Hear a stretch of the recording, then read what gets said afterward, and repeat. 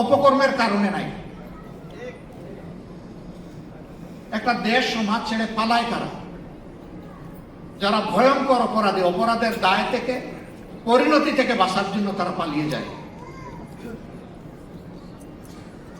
আজকে পালিয়ে যাওয়ারা উকি ঝুঁকি দিচ্ছে, মাঝে মাঝেই গল্প শোনায়, এই বুঝে এসে গেলাম। যে মানুষ ডেইলি একবার বলে আমি আত্মহত্যা করব, ও জীবনেও আত্মহত্যা করে না।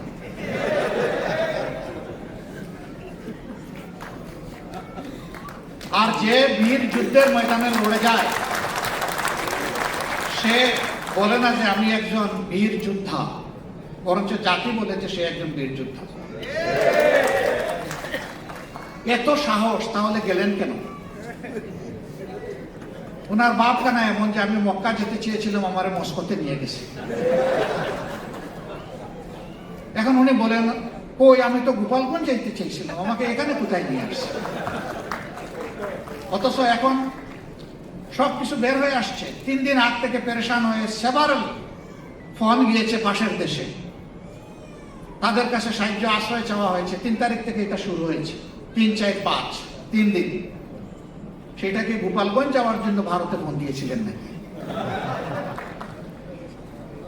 এই কপটতা, জাতির সাথে এই তামাশা, এটা জাতি আর দেখতেও চায় না, শুনতেও চায় না। পাশের দেশ দাবি করে তারা আমাদের সবচেয়ে বড় বন্ধু। তো সবচেয়ে বড় বন্ধু হয়ে বাংলাদেশের সবচেয়ে বড় কিলারকে আপনারা বুকে জাগাচ্ছেন, সুযোগ জাগা দেন নাই। আপনারা সমস্ত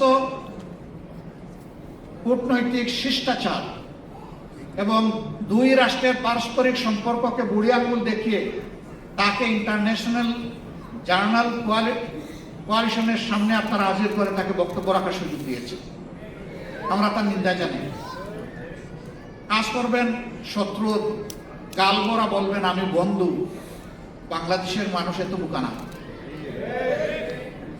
অপার থেকে মাঝে মাঝেই হুমকি দমকি দেওয়া হয়, আমরা কাউকে হুমকি দিতে চাই না। যে রাখাল ছেলে রাতের বেলা তার গরুগুলো আনতে গিয়ে বা পশুগুলো আনতে গিয়ে খোলা মাঠে একা পড়ে যায়, তখন দেখবেন যে খুব উচ্চ স্বরে সে গান গায়। এটা গান শোনানোর জন্য নয়,